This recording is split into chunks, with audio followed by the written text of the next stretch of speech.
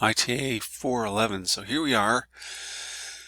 We've done a type 10 to put some items into a bonded warehouse. Now we're going to show you how to take them out. So this is a continuation of the demonstration video last week where we did a type 10 and we put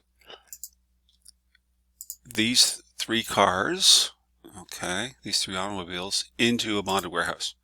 So we did a type 10 and we told them about the three automobiles, gave them the serial numbers, gave them all the information except for the duties and taxes. We told them it was going into this warehouse and there was no duties and taxes. So today what we're going to do is we're going to take one car out.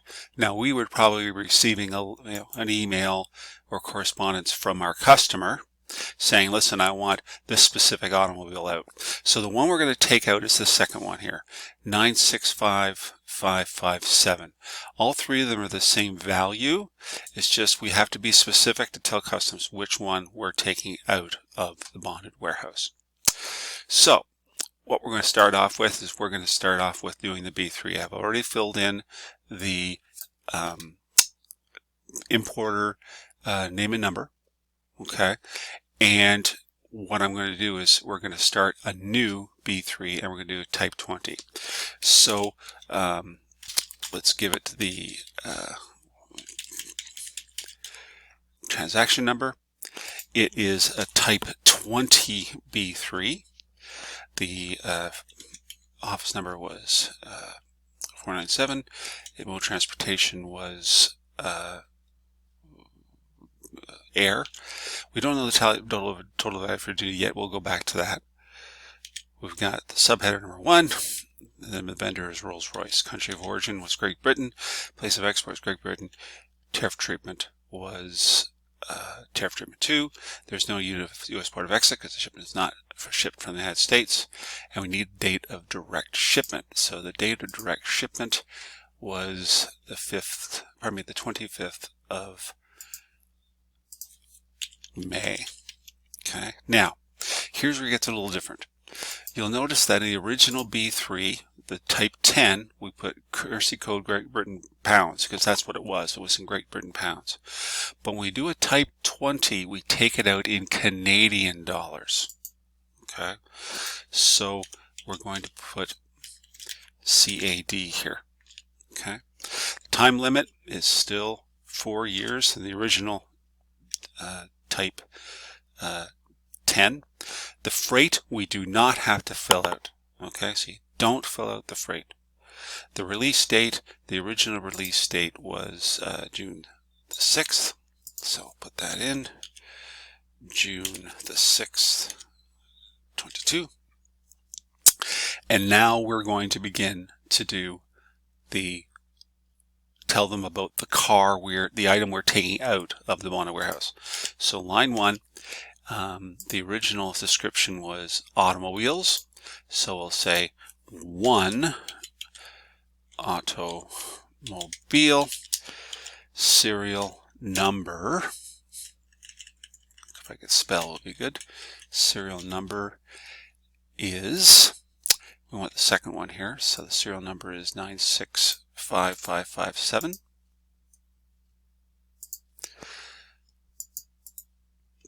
Okay, the weight. Now, the original gross weight was 21,000 kilos. Now we need to tell them what the gross weight is of this particular item. So 3 goes into 21,000. 21,000 divided by 3 means each car weighs 7,000 kilos, and we're taking one car out. So what we're going to do is we're going to put 7,000 kilos. Now here's where it gets a bit tricky again. We need to refer to the transaction number of the original type 10. So the original type 10's transaction number was this. This is the type 10. So we put that here. Okay. So we tell them the original transaction number and we tell them what line on the B3. you could have a B3 that's got multiple lines, so you have to refer to which line on the type 10 the original, this item here was on. And we know by looking at the original B3, this was on line 1. So we put, bear with me here, we put the transaction number, the original B3, and then we tell them it's on line 1. Okay. Classification number is the exact same classification number as the, sorry, I keep flipping back and forth, the same HS number as the original B3. The original B3 has a unit of measure of NMB, and so we tell NMB, then it's 1 automobile. The value for duty code on the original B3 was 13, stays the same. The rate of customs duty on the original B3 is 6.1%, 5% GST. So 6.1%, 5% GST, the value for currency conversion. Now, we need to put it down in Canadian dollars. So we're not this is in US, pardon me, Great Britain pounds. So we take the original value for duty of $1,413,000 divided by 3, because we have 3 automobiles, it's $471,000 even. So we put $471,000 Canadian. Now, where this might be a little bit different, if these automobiles might be three different prices, but unfortunately you would have a one automobile here with its price, with not one with another price, one with a third price. But this particular one, we're lucky all three are the exact same price. So this is Canadian dollars. You do the type 20 in Canadian dollars. So you have to take the original value for duty, divide it by 3 to get the new value for currency conversion. And of course the value for duty is exactly the same. And because the value for duty is exactly the same, we can add up the total value for duty. Oops, need another 0. There we go. All right. The customs duties is $471,000 times 0.061, $28,731. And the value for tax is the $28,731 plus $471,000, $499,731. $499,731 is the value for tax. That times 5% gives us the amount of GST, which is $24,986.55. Let's just make sure that's the right amount. $24,096.55. Yes, it is. Okay, so we now need to put down the totals. So the total GST is going to be $24,986. The total duty is going to be $28,731.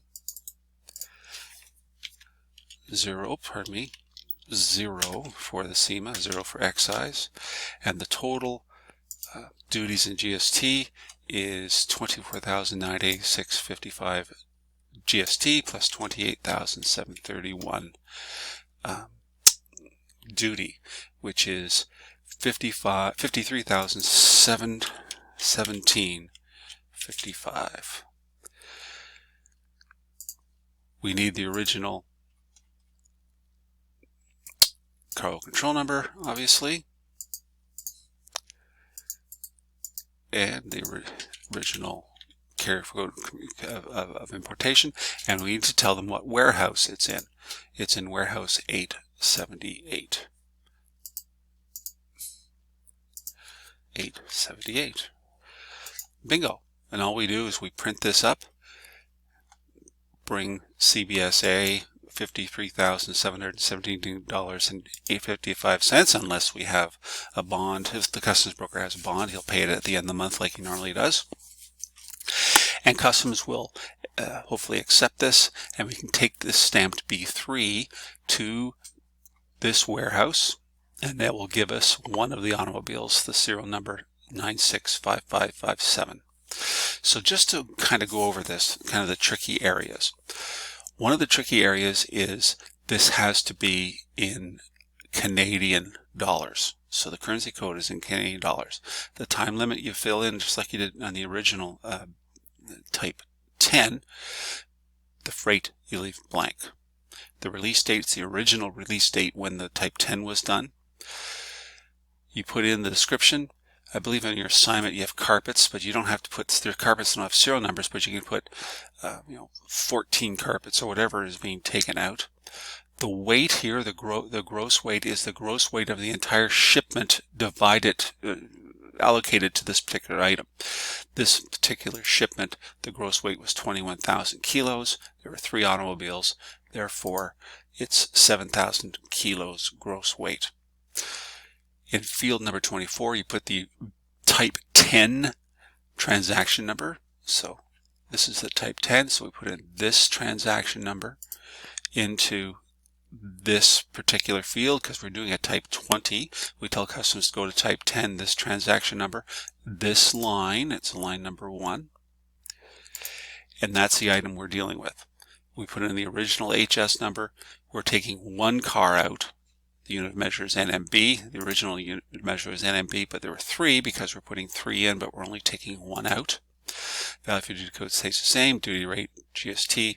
The value for currency conversion is in Canadian dollars. So what you're doing is you're taking the value, original value for duty on the type 10 divided by the number of items you're taking out, or pardon me, divided by the total number you put in, times the amount you're taking out. So this particular item we had $1,413,000 value for duty. There are 3. We divided it by 3. Let's just go over this again. 1,413,000 divided by 3 means each car was worth $471,000 Canadian. So when we did the type 10, the value for currency conversion is 471,000 Canadian. I don't know why customs wants that, but that's what they want. So we do what they want. This time, of course, when this is in Canadian dollars, the value for currency conversion and the value for duty are the same. The customs duties was 6.1% of 471,000. The value for tax was the value for duty plus the customs duties added together. The GST was this amount, 499,731 times 5%. And we fill out the B3 just like we do normally at the bottom. The only difference is we tell them the warehouse number. And the warehouse number, the original warehouse where these goods are located in the type 10 is 878. So we put that on the type 20.